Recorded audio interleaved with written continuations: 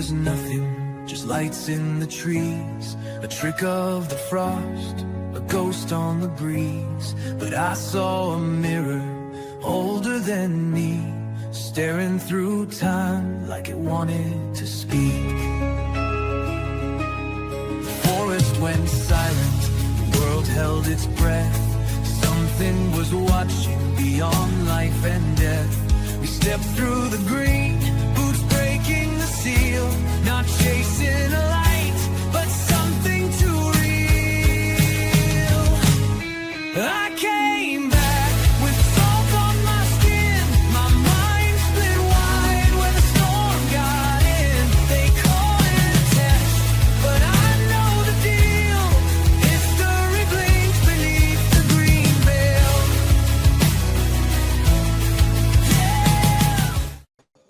And good evening, everyone, and welcome to Chapter 6, The Convergence Vector. I'm here with John Burrows and Chris DePerno again. How are you guys doing tonight? Doing awesome. John, hanging in there? I mean, there's a lot going on. We'll talk about that when we do our preview review show. But right now, really, this is about Chapter 6. And I'm just going to get right to it so we can all discuss a little about it afterwards. So let's just get right to it. This is Chapter 6, The Convergence Vector. I hope everybody enjoys it, so here we go.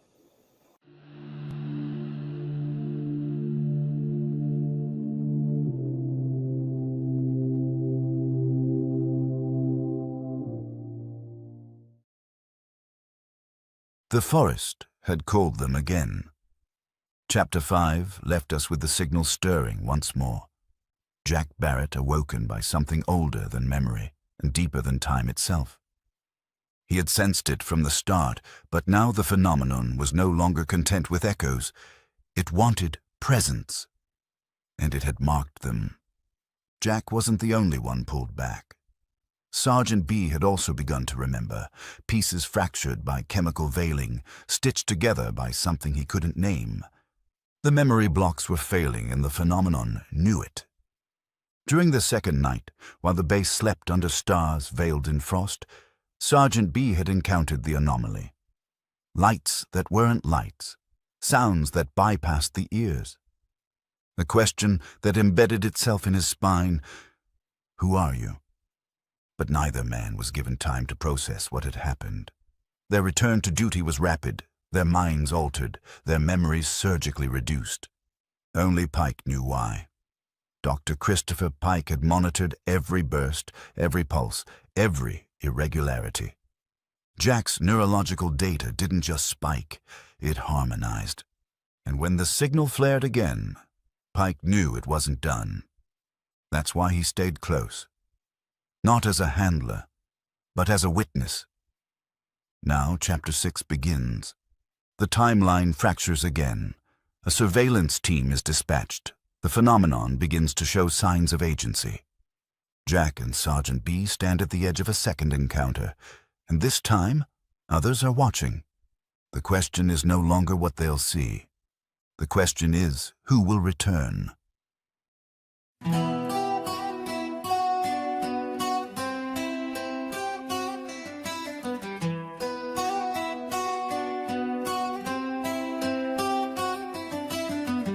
In the forest deep where silence breaks,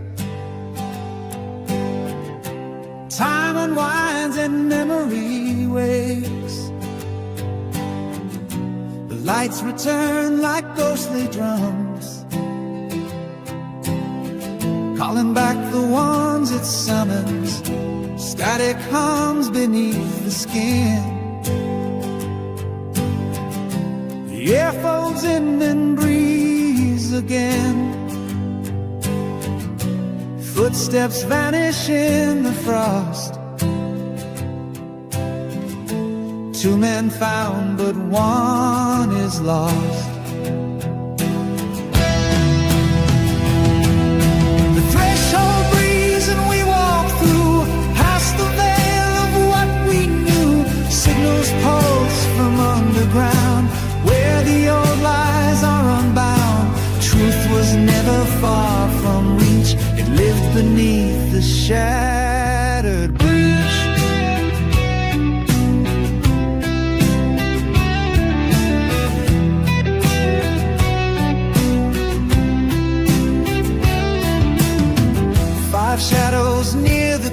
line pause,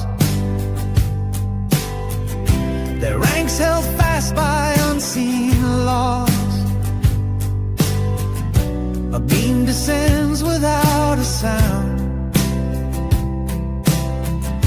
Jack dissolves, then isn't found. Sergeant B still stands in trance,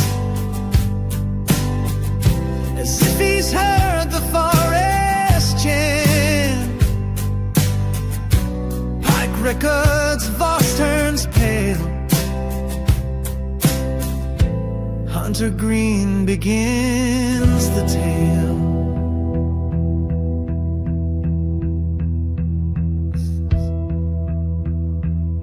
It's already begun.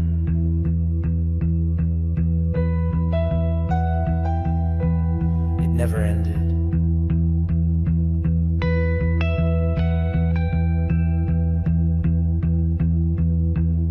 The echo's not from outer space, it's what we've always defended.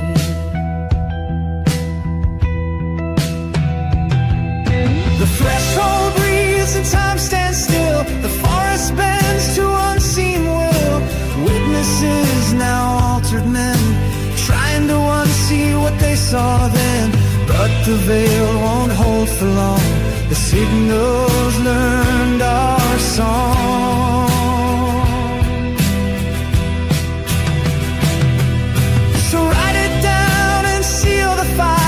Swear your oath and fake the smile. But Jack has crossed and B still dreams of lights that burn and silence screams. One truth remains behind all scenes. The threshold breathes,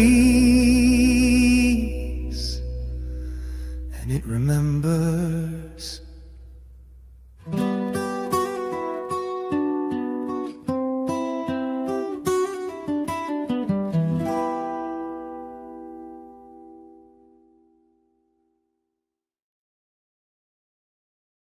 The congressional hearing resumed promptly at 10 a.m.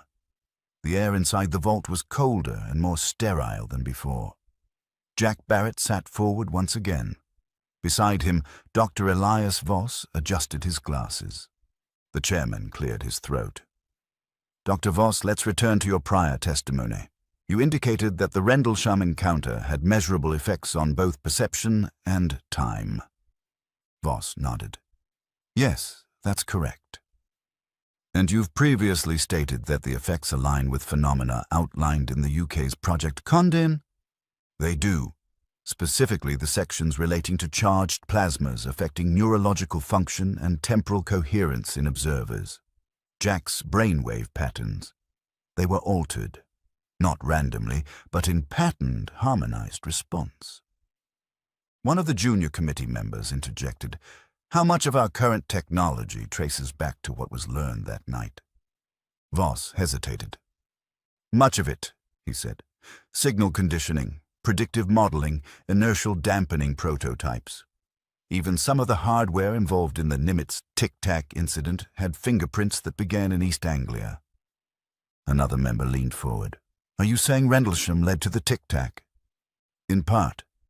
The simulation parameters developed through Echo Protocol were later used in Navy training exercises. But something interacted with those parameters in real time. We didn't just simulate contact, we provoked it." RAF Woodbridge, East Gate Sector. Jack Barrett and Sergeant B stood at the edge of the tree line, silent as mist curled like vaporous fingers between the pines. Their boots crunched softly in the frost, but neither moved further. Jack broke the silence. "You feel that?" Sergeant B nodded slowly, like a tide under the skin. Above them, the sky pulsed, red, then violet, like it was breathing. A sphere hovered to the south, its form indistinct but steady. On the horizon, two more lights moved unnaturally, shifting direction without inertia. The time was 3:15 hours. Inside the security control room, Christopher Pike adjusted the dials on a Cold War-era trans-spectral monitor. He'd been reassigned, quietly, by the CIA to oversee temporal field studies, something he'd once believed was pure theory. Now he watched the screens stutter. "We have a pulse," he said. A coded signal from underground had activated. Across the compound, a specially assigned NSA team worked to mask electronic signatures. Radio bands were scrambled, surveillance feeds rerouted. The goal: keep the Russians blind. But they weren't. Intelligence had confirmed a Soviet frog team had been dispatched days earlier. Their target: recover what they believed to be a downed satellite, a Zenit series spy payload that had never landed.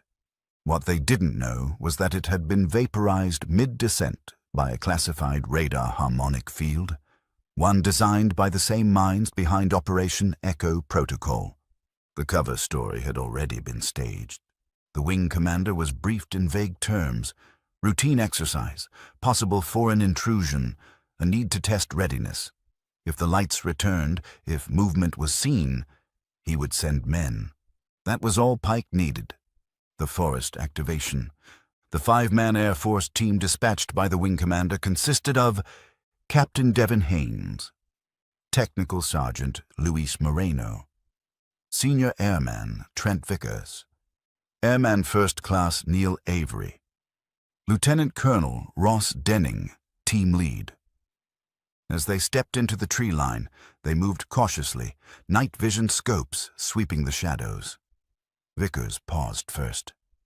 "Something's wrong with the air," he said. "It's heavy." Moreno checked his Geiger counter. "We've got minor fluctuations." Then it happened. A pulse. Barrett whispered, "You feel that?" Sergeant B nodded slowly, like a tide, under the skin. They stepped forward. The field shimmered. Inside the NSA forward ops van, analysts were already recording tachyon differentials. One voice crackled over a secure channel. "They've entered phase lock. The Russians are turning back." Outside the forest perimeter, a small Soviet recon team, disguised as NATO personnel, were taken into custody by British and U.S. intelligence assets. The mist shimmered and bent toward Jack and Sergeant B.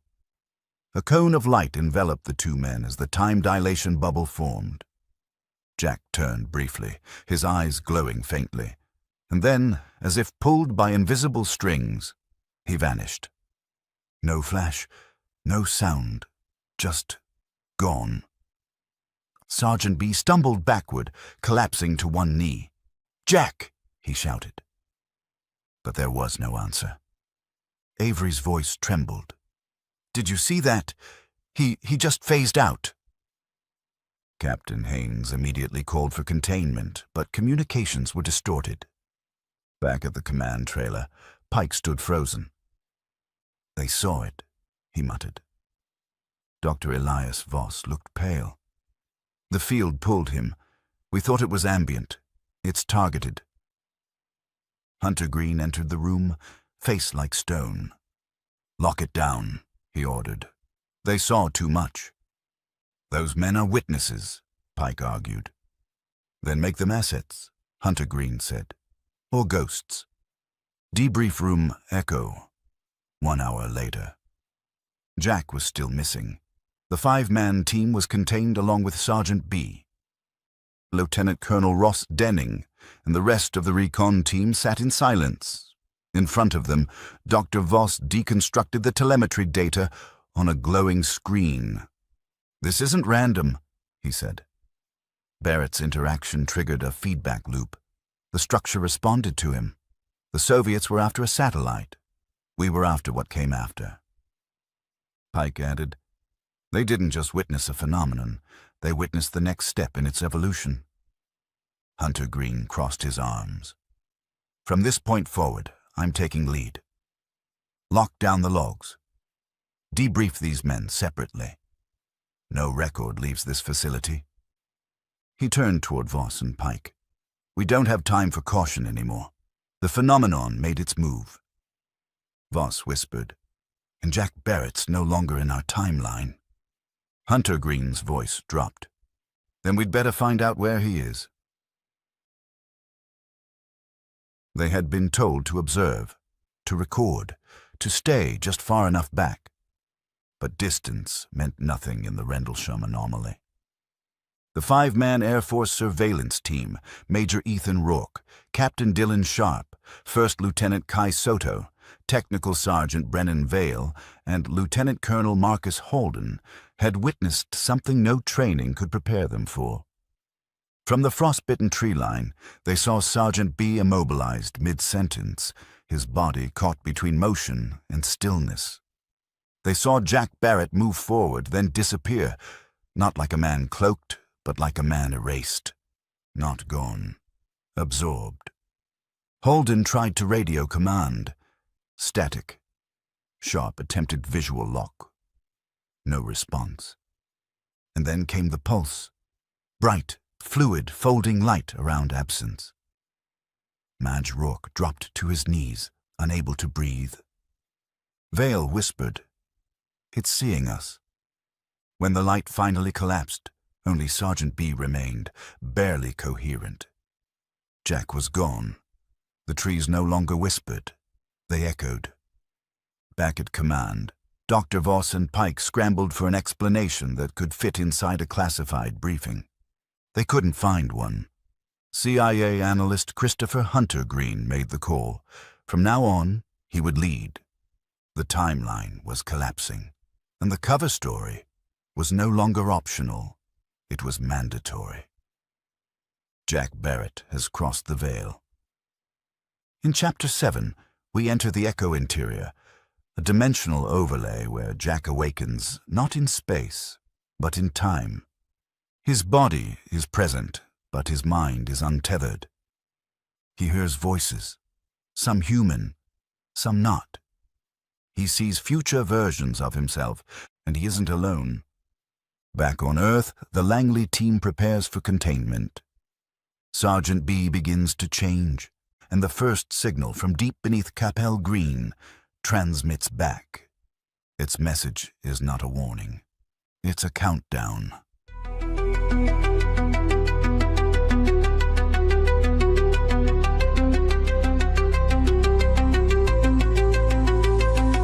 Through the silence of time, I walked alone, but the stars knew my name in undertone.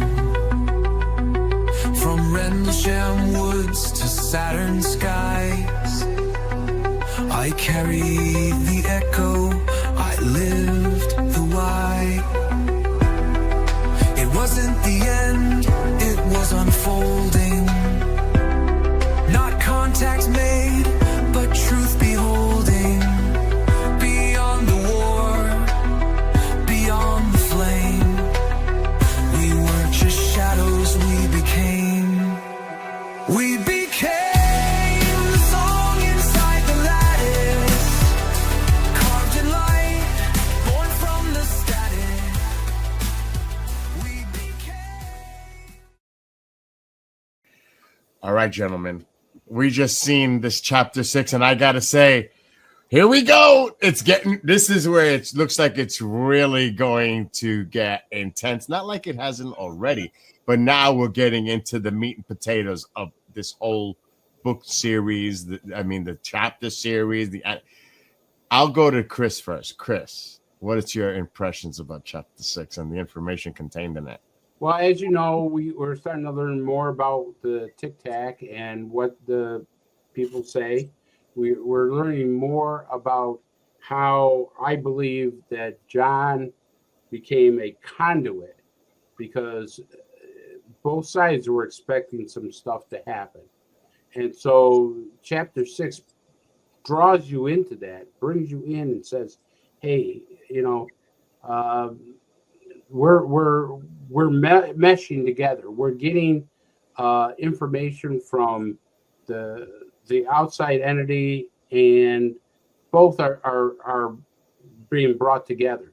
And John is that kind of connection to the whole thing. So you have that doing, because Chapter 5 was basically telling all about the signal. The signal was amazing, so you get an idea. But the other thing is, in chapter, we found out there's another character that has an effect during that. And we talk about that airman that was affected. So you get not only John's position on what's happening to him, how he's being drawn to this, how others are being drawn to this, but it really starts rounding itself out to where you're saying to yourself, wow, there is so much more to this than I expected. I was absolutely shocked with it.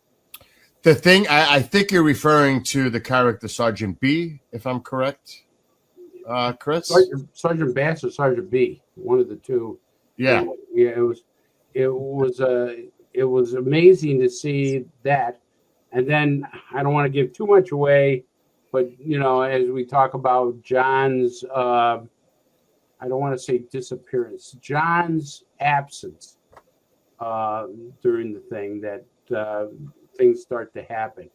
But I think what I like about this is that you're really starting to see that things are going on that John talks about, that we're starting to see people talk about in Congress in some respects. And I think that's so important, because I think John's on such a righteous trail for it. I will say this. When I watched it, because I had to watch it twice, because I always do, because I've seen it prior to this, and this was great to see it again to refresh the memory. First of all, is how they tried to contain it. And it looked like they really didn't have control of the situation when it was going on. Not at all. And they're trying to scramble to put a lid on it. That's the one. And John, it also brings up about the Russians. Were the Russians aware? Because they looked like they were more focused on the retrieval of the Soviet satellite. If I'm mistaken, you can correct me. But did they realize as well that something else was going on here? And they were like, what the heck is going on? Like, well, did you miss then why the satellite was brought down? Well, I saw that part. But the satellite was monitoring the area for the convergence. I understand that. But again, did they know that so that they knew about this convergence? They knew about this project. They knew about this, that they were going to It was a spy satellite. Yeah. Right. But they didn't know the side effects, the ramifications of what was going to actually happen with the time dilation bubble that encompassed. But that's what they were doing. They were spying on what they were working on there at the time. And we knew that, and we knew that what they were gathering was going to they had to bring the satellite down to keep it from the Russians understanding better what was going on, to include the fact that they realized what was created out there. I know there's a lot coming up in the next chapters, but I just want to ask this question. Do you know how long you were in that time dilation bubble? I may have asked this question in the past, but do you know how much time passed in your experience in there? Also, did time pass differently in that time dilation that was different from the actual time that passed in reality when you came to you came to it and you're like, oh my God, what was that? Remember, I was in some other time zone. So when I came back to where I was, I don't remember what happened where I was before or how long I was gone. It's John, one of the things though is that I think this chapter we start to see part of your memory coming back, that although they don't want your memory to come back, but it does start coming back. But that's the signal. That's the signal. Right, but remember, guys, I keep going back to Interstellar. Don't you remember when they were on the planet and the ship that was orbiting above the planet, when they got up there, they thought they were only down there for days, and when they got back up, the guy had been up there, I don't know, was it a couple of years or 3 years or something like that? So when you go and you start modulating like that, different things start to happen. So, and it appears that they wanted Barrett not to remember what happened in the future or where he went more than what happened in the present. So. which I'm really interested to see what the next chapter where this goes. Oh my gosh, Chris! Actually, we're already closing out on time. Any final thoughts before we? No, I would just tell the people that you got to stick with this thing, because as you go from chapter to chapter, it opens up such another different doorway to the experience of Barrett, Jack Barrett, or John, whichever you want to pick. But it really tells you how the frame of what we're seeing in real life, how it's turning. We were all started turning about, these are all mechanical things, and these are, extraterrestrials and stuff. But John's spin is now moving a little bit away from that and talking about consciousness, energy, plasma, NHI, and the signal. And I thought the signal, folks, I really think that you should watch the chapter on the signal more than once, because there's a lot of information in that chapter that really tells, that what direction we're going in. Also, when they find, like, I can't imagine what they were going through. Where is John, or Jack in this case? Yeah. Where is he? Where'd he go? Do how do we deal with this situation? And then I'm doing a prediction here. When he reemerges, it's like, wow, we've definitely got to. And that's why I say I think John was a conduit, because I think people on the base had one set of schedule that they wanted to do, but the entity, the energy, the signal, whatever way you want to call it, had another agenda. And John was connecting the two. And I think and I could be wrong, but I think you start to see a little bit of battling for John's possession in some of this. John, closing thoughts? Just stay tuned, folks. It only gets better by the week. And I want to also say thank you to Keith Kearlock for all the things that he's done involved in this project. You can definitely go check out his website right there, the music associated, everything else, and also great music. This is another place you can go visit, the YouTube at Rose City Sound Project. So we'll see everybody next week for chapter 7. Stay tuned, because I'm telling you, it's crunch time. This is where you're really getting to the meat and potatoes of what's going on. You sure do. In this story. So for John Burrows, Christopher, and myself, we'll see you next week. Hope you enjoyed it, and make sure you tune in next week for another episode of The Green Veil. We'll see you all next week.